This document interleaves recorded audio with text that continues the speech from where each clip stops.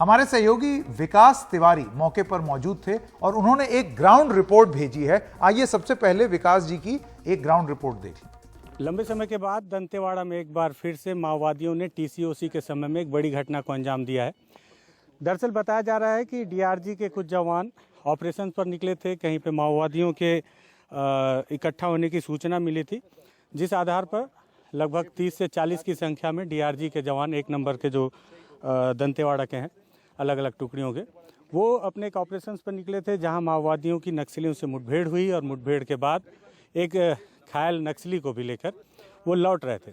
अलग अलग वाहनों की सहायता से जब ये डीआरजी के जवान लौट रहे थे तो अरनपुर थाना क्षेत्र के अंतर्गत यहाँ पहुँचे हुए थे। अरनपुर का ही ये इलाका है और इस सड़क में जैसे ही उनकी गाड़ी यहाँ पर पहुँची, माओवादियों ने पहले से यहाँ पर बारूदी सुरंग प्लांट कर रखा था और जैसी गाड़ी यहाँ पे पहुँची तत्काल उन्होंने ब्लास्ट कर दिया।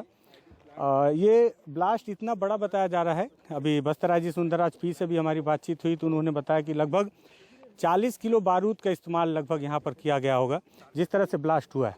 आप देखें कि गड्ढा कितना बड़ा हो गया है और इसकी चपेट में आने वाली वाहन यहाँ से इसके टुकड़े लगभग 100 से 150 मीटर तक फेंका गए। फॉरेंसिक की टीम अभी यहाँ पर पहुँची हुई थी। उसने मीटर से जिस तरह से नापजोक किया, उससे जो चीज़ें निकल कर सामने आई कि जो वाहन में सवार 10 डीआरजी के जवान और एक वाहन का चालक था, उसके 100 यहाँ से 150 मीटर तक दूरी तक फेंकाए थे और साथ ही साथ यहाँ से लगभग 100 मीटर की दूरी पर गाड़ी का इंजन फेंका गया है। और इसके साथ ही साथ यहाँ पर आप देखें कि गाड़ी की स्थिति इतनी बुरी तरीके से हो गई है कि इसमें सवार एक भी जवान नहीं बच पाया। हालांकि जो जवान हैं उनके हथियार सारे रिकवर कर लिए गए हैं। अमूमन ऐसा देखा जाता है कि जब भी इस तरह की घटनाओं को माओवादी अंजाम देते हैं तो सबसे पहले वो जवानों के हथियार लूटने की कोशिश करते हैं। पीछे उनके साथ में लगभग 3 से 4 की संख्या में और भी वाहन थे जो इस चपेट में नहीं आए विस्फोट के, और उन्होंने विस्फोट के तत्काल बाद फायरिंग भी की। यदि माओवादी आसपास होते भी तो उनका वो यहाँ से हथियार लूटने में कामयाब नहीं हो पाते। तो ये वाहन के परखच्चे हैं। इसके साथ ही साथ वाहन का इंजन यहाँ से लगभग 150 मीटर की दूरी पर फेंका गया है।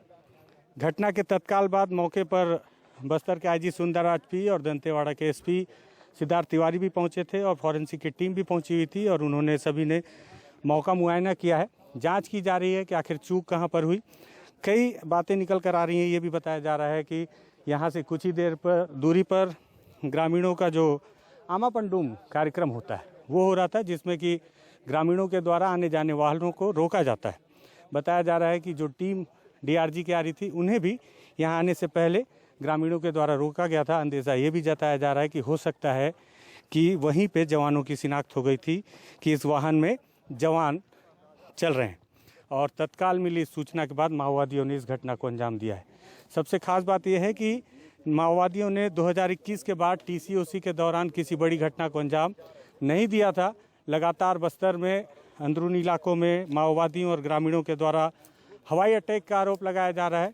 उसी बीच माओवादियों ने 2 साल के बाद इस बड़ी घटना को अंजाम देकर टीसीओसी में अपनी उपस्थिति उस इलाके में दर्ज कराई है जिस इलाके से ये माना जाता है कि माओवादियों को बैकफुट पर ढकेल दिया गया है। ये वो सड़क है जो दंतेवाड़ा से सुकमा के जगरगुंडा के इलाके को जोड़ती है। बीते दिनों एक बड़ी खबर निकल कर आई थी कि ये पुरानी सड़क जहां से किसी समय में आवागमन पूरी तरह से बंद हो चुका था, तो जगरगुंडा से दंतेवाड़ा के लिए इस मार्ग को बहाल करके यहाँ से यात्री बस का संचालन किया गया था और माना जा रहा था कि यह माओवादियों के गढ़ में एक बड़ी जीत है। लेकिन माओवादियों ने बीच सड़क पर और कैंप के बहुत पास इलाके में इस बड़ी घटना को अंजाम देकर अपनी ताकत दिखाने की कोशिश की है। घटनास्थल से एनडीटीवी के लिए विकास तिवारी। और हमारे एनडीटीवी के सहयोगी विकास तिवारी अब दंतेवाड़ा से हमारे साथ लाइव जुड़ गए हैं। विकास जी, हमने आपकी ये रिपोर्ट देखी और बहुत बारीकी से समझने की कोशिश की कि वहां पर क्या हुआ। आपकी रिपोर्ट में आपने इस बात का भी जिक्र किया कि ये बहुत समय बाद इस तरीके की एक घटना को अंजाम दिया है नक्सलियों ने। तो ऐसे में अगर आप हमको विस्तार से ये बताना चाहें, ये जो दावे किए जा रहे थे कि नक्सलियों का खात्मा लगभग तय है, अंत हो चुका है, बहुत ही कम दायरे तक वो सीमित हैं, ऐसे में इस घटना को किस तरीके से देखा जाए? देखिए, निश्चित तौर पर बीते दिनों जिस तरह से केंद्रीय गृह मंत्री अमित शाह का बस्तर का दौरा था, सीआरपीएफ के स्थापना दिवस पे उन्होंने बस्तर में जिस तरह से शिरकत की और उन्होंने दावा किया था कि बहुत जल्द माओवादियों को बस्तर से समाप्त कर दिया जाएगा। लगातार हालांकि माओवादियों ने केंद्रीय गृह मंत्री के इस दौरे का विरोध भी किया था और जिस तरह से उन्होंने जो बयान दिए थे उस पर उसके बाद आपने यदि ध्यान दिया होगा तो बस्तर में लगातार माओवादियों ने अलग अलग स्थानों पर छोटे छोटे अटैक करना शुरू कर दिए थे, आगजनी करना और जिस तरह से सरकारी संपत्तियों को नुकसान पहुंचाकर अपनी उपस्थिति दर्ज करने का काम माओवादियों ने शुरू कर दिया था। हालांकि अगर पुराने आंकड़ों पर नजर डालें तो 2021 के बाद से टीसीओसी जो माओवादियों का एक समय होता है, टैक्टिकल काउंटर ऑफेंसिव कैंपेन जिसे कहा जाता है, जो गर्मी के समय में माओवादी विशेषकर इस अभियान को चलाया करते हैं और इस अभियान के दौरान एक खास बात होती है कि वो बड़ी घटनाओं को अंजाम दिया करते हैं। इसमें यह भी माना जाता है कि माओवादी अपने नए लड़ाकों को प्रशिक्षण के दौरान जो ट्रेनिंग दिया करते हैं तो इस तरह से बड़ी घटनाओं को अंजाम देके उन्हें फील्ड पर भी उतारने का काम करते हैं। साथ ही साथ ये भी माना जाता है कि पतझड़ में दूर तक देखने की क्षमता जंगलों में बढ़ जाती है। ऐसे में सर्चिंग पर निकलने वाले जो जवान होते हैं उन्हें निशाना बनाना काफी आसान हो जाता है। लेकिन 2021 के बाद से बस्तर में एक नई परिपाटी शुरू हुई। 2021 के अप्रैल के महीने की बात करें तो माओवादी और कुछ अंदरूनी इलाके के ग्रामीणों ने आरोप लगाया कि उन पर हवाई हमले किए जा रहे हैं। अप्रैल 2022 में भी यही घटना दोहराई गई और जनवरी 2023 और अप्रैल 2023 में भी यही घटना दोहराई गई कि बस्तर के सीमावर्ती इलाके जो कि सुकमा और बीजापुर के इलाके हैं, जो माओवादियों का कोर इलाका माना जाता है, जिन इलाकों में माओवादियों की जो बटालियन घूमती है, उन इलाकों में हवाई हमले करने की शिकायत ग्रामीणों ने लगातार की। उन्होंने कुछ साक्ष्य भी प्रस्तुत किए और इस दौरान देखा गया कि टीसीओसी के दौरान माओवादियों ने किसी बड़ी घटना को अंजाम नहीं दे पाया। 2020 की यदि बात करें तो 4 अप्रैल को आपको याद होगा 22 जवान टेकलगुड़ा में शहीद हुए थे। ये जवान सर्चिंग पर निकले हुए थे ऑपरेशन पर बीजापुर और सुकमा के जो सीमावर्ती इलाके, वहां पर उन माओवादियों ने घात लगाकर उन पर अटैक किया था जिसमें 22 जवान शहीद हो गए थे। उसके बाद अगर ध्यान दिया जाए तो कोई बड़ी घटना माओवादियों ने अंजाम नहीं दे पाई। लेकिन जिस तरह से केंद्रीय गृह मंत्री का एक बयान आता है, जिस तरह से केंद्रीय गृह मंत्री ने दावा किया, कोरबा में भी अपने दौरे के दौरान उन्होंने तो तारीख तक दे डाली कि 2024 तक माओवादियों का अंत कर दिया जाएगा। इस दावे के बाद से लगातार देखा जा रहा था कि माओवादी संगठन बौखलाया हुआ था और लगातार उनके द्वारा इस तरह की कार्रवाई की जा रही थी और टीसीओसी में 2 साल तक किसी बड़ी कार्रवाई को अंजाम ना दे पाने वाले माओवादियों ने आज एक बार फिर से ये बड़ा हमला करके, वो भी उस इलाके में जिस इलाकों को माना जाता है कि उन इलाकों पर सड़कें बन चुकी हैं, आवागमन सुचारू तौर पर फिर से शुरू कर दिया गया है, उन इलाकों पे आकर उन्होंने इतना बड़ा ब्लास्ट किया है कि 10 जवानों को अपने जान से हाथ धोना पड़ा है। साथ ही साथ एक सिविलियन की भी मौत हुई है। ये जो इलाका है हरनपुर का, इस इलाके को जहाँ पे काफी पुरानी सड़क थी और पहले आवागमन माना जाता था, जगरगुंडा जैसा जो बड़ा बाजार हुआ करता था उस बाजार से जोड़ के देखा जाता था। लेकिन जिस तरह से सलवा जुलूम के बाद जब माओवादियों के अटैक बढ़ने लगे तो इस सड़क को पूरी तरह से माओवादियों ने काट कर बंद कर दिया था। सरकार के लिए बड़ी चुनौती भी थी कि इस सड़क को बनाया जाए। आपको बताऊं कि जिस सड़क पर माओवादियों ने आज बारूदी विस्फोट किया है, इस सड़क को बनाने के लिए कई जवानों ने अपनी शहादत भी दी है। सैकड़ों की संख्या में इससे पहले भी बारूदी सुरंग निकाले गए हैं और आईडी बम को डिफ्यूज भी किया गया है। उसके बाद अरनपुर का जो इलाका है, जहां से मात्र कुछ ही दूरी पर सीआरपीएफ का कैंप और थाना भी खोल दिया गया है और माना जाता रहा है कि वो इलाका पूरी तरह से माओवादियों की गिरफ्त से बाहर हो चुका है। उस इलाके में आके माओवादियों ने अपनी उपस्थिति दर्ज करके कहीं ना कहीं ये मैसेज देने की कोशिश की है। सरकार को माना जा सकता है कि चुनौती दी है कि आप जिस तरह से दावा कर रहे हैं कि हम कमजोर हो चुके हैं और हमें बहुत जल्द आप समाप्त करने का दावा कर रहे हैं, तो हम उस इलाके में आकर भी बड़ी घटना को अंजाम दे सकते हैं जिस इलाकों को आप अब अपने काबिज में मानते हैं। जी बिल्कुल। तो सरकार को एक चुनौती दी है नक्सलियों ने और सरकार की जवाबदेही बनेगी यहाँ पर कि कहाँ थी आपकी इंटेलिजेंस और आप किस बेसिस पर आप ये दावा कर रहे थे। लेकिन विकास, अगर आप आज जो ब्लास्ट हुआ है उसके सिलसिले में कुछ अगर बताना चाहे, जांच में अगर कुछ निकल करके आया है, क्या चीज़ें पता चली हैं, और सबसे बड़ी बात ये जो जिस गाड़ी में थे, इस गाड़ी का प्रोटोकॉल क्या रहता है? कोई प्रोटेक्शन नहीं था, कोई जानकारी नहीं थी। दूसरी चीज, और जो सबसे बड़ा सवाल है, इतनी मात्रा में एक्सप्लोजिव का होना, ये अपने आप में इंटेलिजेंस की विफलता नहीं है? बिल्कुल। देखिए, जिस सड़क की हम बात कर रहे हैं, जिस सड़क पे ये बारूदी विस्फोट किया गया, माना जाता है कि उन सड़कों पे अभी भी कई जिंदा जो ऐसे बारूदी सुरंग हैं जो माओवादियों की जानकारी में है, जिसे उन्होंने प्लांट कर रखा है। और सबसे बड़ी बात, आज की घटना पर अगर बात की जाए तो बीते दिनों में मेरी कुछ जवानों से मुलाकात हुई थी और उन्होंने एक बात का जिक्र किया था बस्तर के ही किसी इलाके में कि अब उन्हें इस बात से डर नहीं लगता कि वो जंगलों में सर्चिंग कर रहे हैं, क्योंकि वो इलाका अब पूरी तरह से उनके गिरफ्त में आ चुका है। उस समय भी इस बात की चर्चा की गई थी कि जब माओवादी इसी बात के इंतजार में रहते हैं कि जब जवान लापरवाही करें तो उस बारीक से लापरवाही पर भी वो बड़ा प्रहार कर बैठते हैं। आपको बताऊं कि बस्तर के अंदरूनी इलाकों में जिस तरह से जवानों के मूवमेंट पर जो प्रोटोकॉल होते हैं, कई दफे आप देखेंगे जब भी जवान अपने प्रोटोकॉल से चूकते हैं तो माओवादी वहां बड़ी घटनाओं को अंजाम देने से नहीं चूकते हैं। आज भी लगभग वैसे ही कुछ हुआ है। अमूमन माओवादी जो जवान है जो बस्तर में तैनात है, उन्हें सख्त निर्देश है कि जब भी वो सर्चिंग पर रवाना हो तो उन्हें जंगलों से अंदर पगडंडियों के रास्ते पर गुजरना है, सड़क के रास्ते से नहीं गुजरना है, पैदल चलना है, एक के पीछे एक डिस्टेंस बनाकर चलना है, चार पहिया वाहन का इस्तेमाल नहीं करना है। उसके बावजूद अरनपुर के जिस रास्ते से आज जवान गुजर रहे थे वो बहुत ही निश्चिंत थे।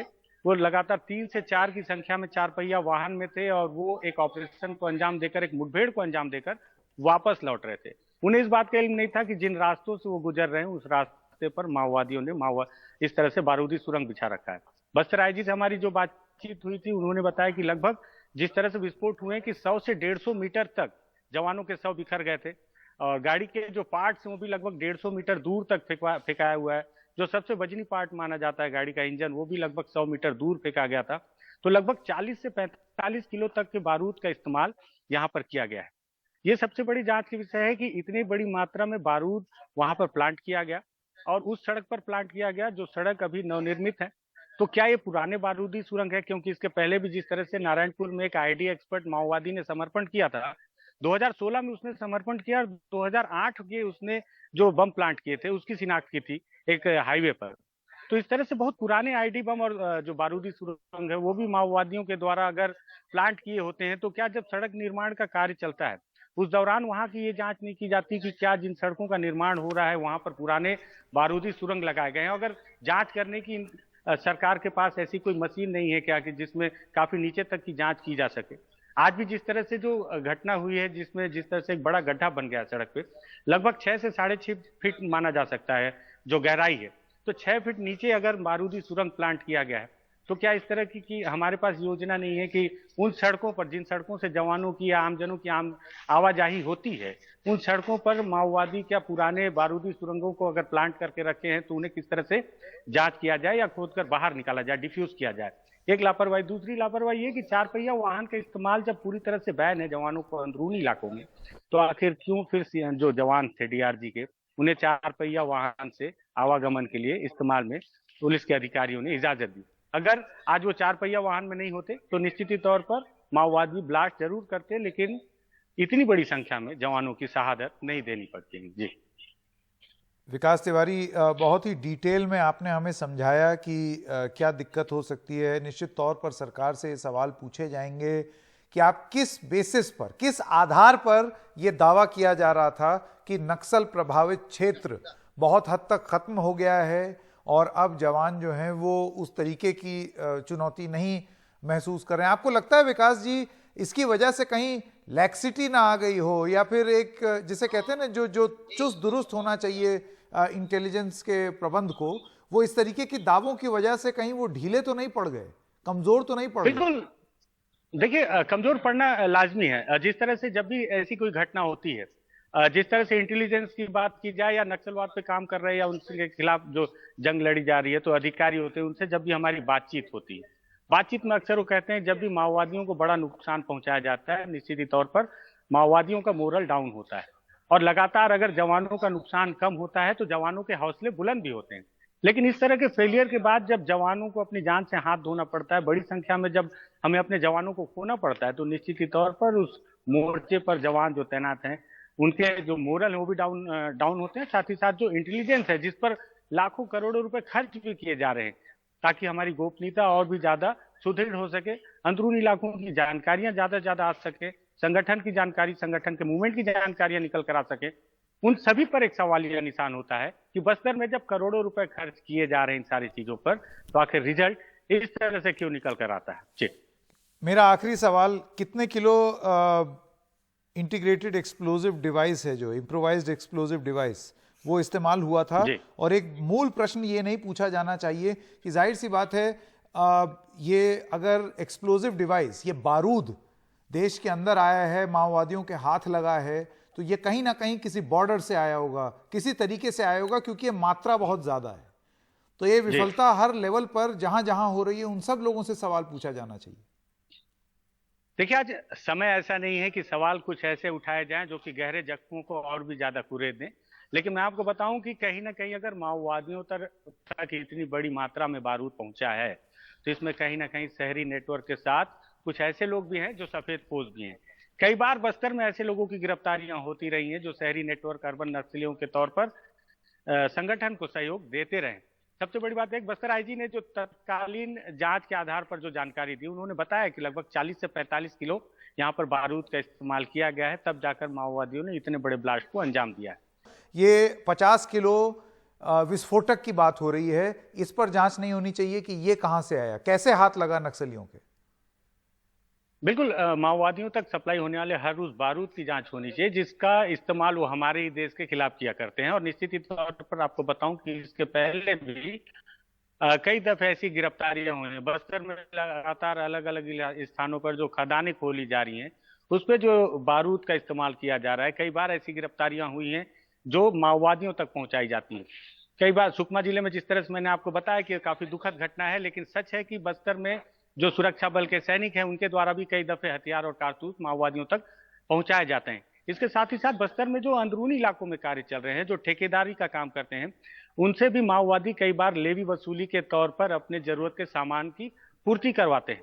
कई बार ऐसी भी गिरफ्तारियां हो चुकी हैं कि उन तक ऐसे विस्फोटकों को भी ठेकेदारों के द्वारा पहुंचाया जाता है। इसके एविडेंस भी पुलिस के पास मौजूद होते हैं, लेकिन इस पर कोई ऐसी बड़ी कार्रवाइयां नहीं होती जिससे कि माओवादियों तक ऐसे खतरनाक बारूद पहुंचाने से रोके जाएं, जिससे कि माओवादी आगे चलकर ऐसी घटनाओं को अंजाम ना दे पाए और हमें हमारे जवानों को ना खोना पड़े। जी विकास तिवारी जी, आपने तमाम जानकारी दी, बहुत ही विस्तार से जानकारी दी।